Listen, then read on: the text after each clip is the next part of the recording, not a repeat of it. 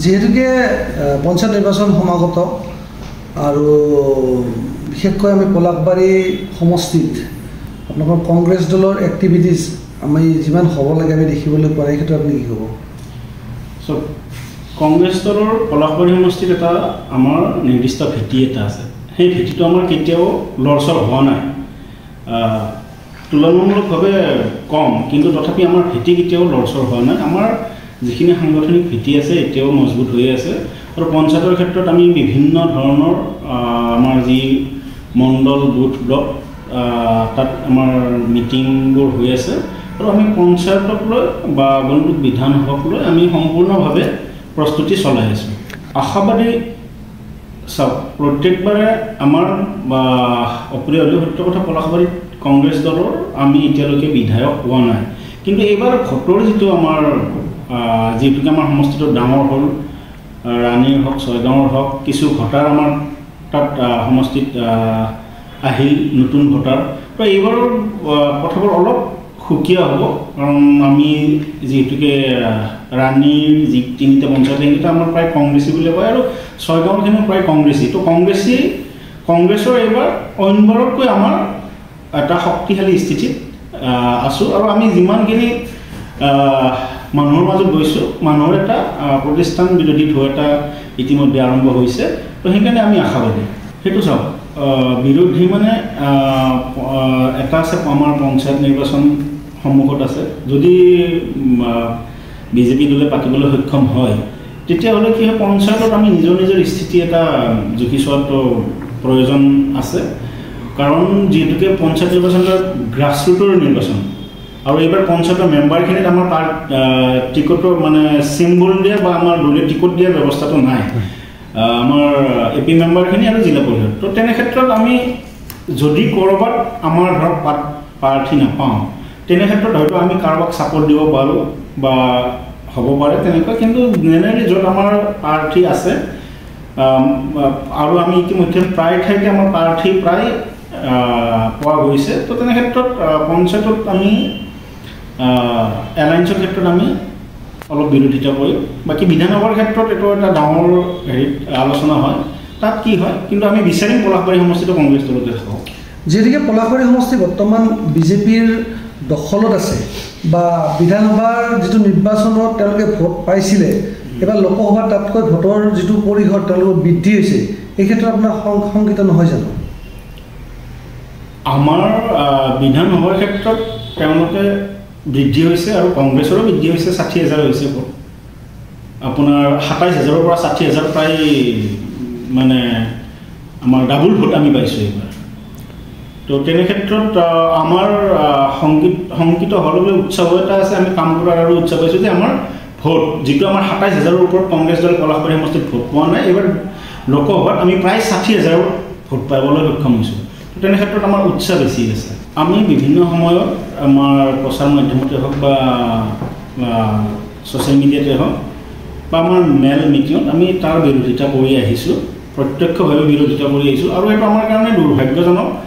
হেমন্ত ঠাকুৰীয়াৰ যিটো দুৰ্নীতিৰ অভিযোগ উঠিছে, সত্য অসত্য আমি তেওঁ জানিব বা আপোনালোকে আমি পাই আহিছোঁ, আৰু নিশ্চয় তাত সত্যতা নাথাকিলে এনেকুৱা অভিযোগ নুঠে। কিন্তু পলাশবাৰী সমষ্টিৰ বিধায়ক হিচাপে, কাৰণ আমি যদি পূৰ্বতে চাওঁ, প্ৰণৱ কলিতা ছাৰ হওক, যতীন মালী ছাৰ হওক, মানে গোস্বামী ছাৰ হওক, যিমানখিনি বিধায়ক আছে পলাশবাৰী সমষ্টিত বিশেষকৈ, তেনেকুৱা অভিযোগ পূৰ্বৰ বিধায়কসকলৰ নাছিল। কিন্তু আমাৰ বৰ্তমান বিধায়কৰ বা তেওঁৰ পৰিয়ালৰ ক্ষেত্ৰত যিবোৰ অভিযোগ আমি পাই আছোঁ, সেইটো আমাৰ কাৰণে দুৰ্ভাগ্যজনক। বা তেওঁ বিধায়কৰ কাৰণেও তেওঁ আমাৰ ইমান মৰ্যাদাপূৰ্ণ সমষ্টি এটা তেনেকুৱা অভিযোগ উত্থাপন হোৱাটো আমাৰ কাৰণে দুৰ্ভাগ্যজনক। সেই ক্ষেত্ৰত চাওক, আমাৰ যোৱা সময়ত আজি কিছুদিন আগতে দিল্লীত এই ক্ষেত্ৰত বৈঠক হ'ল, আৰু তাৰ পৰা স্পষ্টভাৱে আমাৰ তত্ত্বাৱধায়ক জিতেন্দ্ৰ সিঙে ক'লে যে আমি সভাপতি সলনিৰ ক্ষেত্ৰত এতিয়ালৈকে কোনো ধৰণৰ সিদ্ধান্ত লোৱা নাই বা আলোচনাও হোৱা নাই। সেই ক্ষেত্ৰত বাকী কথাখিনি ধৰক মানে ভিত্তিহীন, যিহেতুকে এতিয়ালৈকে নাই। যদি হয় কেতিয়াবা ভৱিষ্যতে নতুন প্ৰজন্মক সুবিধাটো দিলে ভাল হ'ব বুলি ভাবোঁ। নাই, সেইটো মই অলপ আগতে ক'লোৱে আপোনাক, সেইটো আমাৰ কাৰণে অতি দুৰ্ভাগ্যজনক যে আমাৰ পলাশবাৰী বিধায়ক পূৰ্বতে কোনো বিধায়কৰ তেনেকুৱা ধৰক দুৰ্নীতিৰ অভিযোগ নাছিল, আৰু এওঁ বৰ্তমান বিধায়কজনৰ তেনেকুৱা অভিযোগ উঠাটো আমাৰ কাৰণে অতি দুৰ্ভাগ্যজনক আৰু এওঁৰ ক্ষেত্ৰতে নহয় গোটাই চৰকাৰখনতে বিভিন্ন সময়ত বিভিন্ন নেতাৰ বিৰুদ্ধে অভিযোগ উঠি আহিছে আৰু সেই ক্ষেত্ৰত আমি বিৰোধী হিচাপে তেওঁক মানে যদি তেওঁ তেনেকুৱা অভিযোগবোৰ সত্য বা অসত্য হয় তেওঁ ৰাইজৰ আগত আহি ক'ব লাগে তেওঁ এটা স্পষ্টীকৰণ দিয়াটো বিচাৰোঁ বিধায়ক চাওক যিকেইজন আপোনাৰ এইটো অভিযোগ আছে আৰু একে আখৰে নাই বুলি ক'ব নোৱাৰোঁ কিন্তু তেনে ক্ষেত্ৰত কি হয় যে আমাৰ তেওঁলোকে যিটো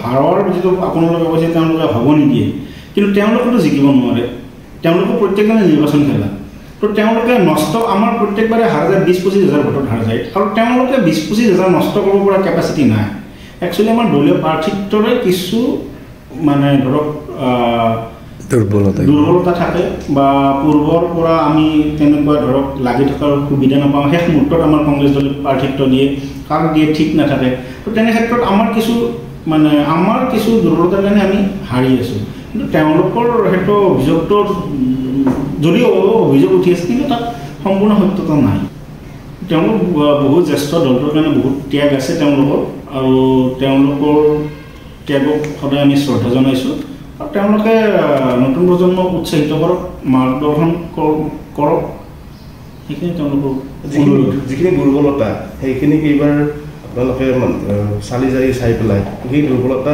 সবল হৈছে নাই বহু ক্ষেত্ৰত সেইকাৰণে আমাৰ 60,000 ভোট হৈছে এইবাৰ লোকসভাত বহু ক্ষেত্ৰত নতুন প্ৰজন্ম কিছু আমাৰ কংগ্ৰেছৰ লগত জড়িত হৈছে আমাৰ যিখিনি জ্যেষ্ঠ আছে তেওঁলোকতো সদায় কংগ্ৰেছী মানুহখিনি কেতিয়াও অন্য দল বাকী সময়তো বিভিন্ন সময়ত বিভিন্ন সমষ্টিত বহু মানুহ বেলেগ দলত জইন কৰা আমি পাই আহিছোঁ কিন্তু পলাশবাৰী সমষ্টিত যিখিনি মানুহ তেওঁলোকে যিখিনি কংগ্ৰেছী মানুহ তেওঁলোকে কংগ্ৰেছৰ লগতে জড়িত সেইটো ধৰক তাত মিটিং হৈছিল আমি উপস্থিত নাই মিটিংখনত তেনে ক্ষেত্ৰত ক'ব পৰাটো টান হ'ব তেওঁলোকৰ হয়তো কিবা ভিতৰত মানে ধৰক থাকিবও পাৰে যিহেতুকে আমি আপোনালোকৰ মাধ্যমতে দেখিবলৈ পাইছোঁ তো তেনে ক্ষেত্ৰত যিহেতুকে মোৰ সেই ক্ষেত্ৰত সম্পূৰ্ণ তথ্য নাই তো সেই ক্ষেত্ৰত মই সম্পূৰ্ণকৈ ক'ব পৰাটো দিগদাৰ অসমৰ সংবাদ জগতখনৰ বাবে এক সুখবৰ নৰূপ নহাজেৰে প্ৰায় 30 বছৰীয়া অভিজ্ঞতাপুষ্ট সাপ্তাহিক কবচ পুনৰ এবাৰ ৰাজ্যৰ মাজলৈ স্বত্বাধিকাৰী প্ৰণীতা কলিতাৰ দ্বাৰা প্ৰকাশিত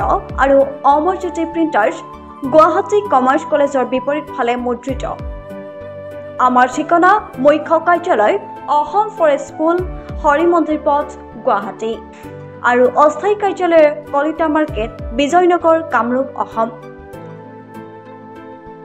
মোবাইল নং 9435114666 আৰু 7024722813 মেইল আইডি probhatiahom@gmail.com